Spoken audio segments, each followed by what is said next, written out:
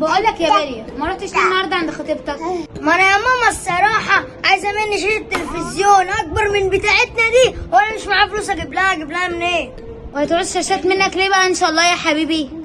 مش انت ساعه اتفاق قلت لي انا عليا الاجهزه الكهربائيه؟ حصل ولا ما حصلش؟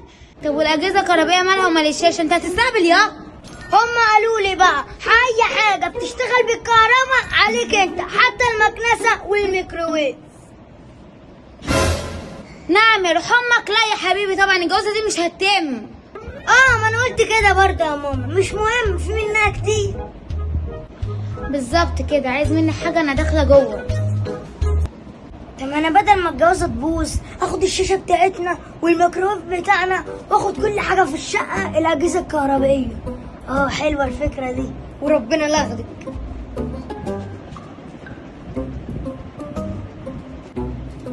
بقول لك ايه، انت بتعمل ايه يا بيلي؟ يا بنت كنت بصلح البتاع ده عشان مش مظبوط الريموت، مش هنعمل عليه. صلحته. بقى انت عايز تاخد الشاشه عشان تديها النسخه بتاعتك؟ ده انت يومك اسود.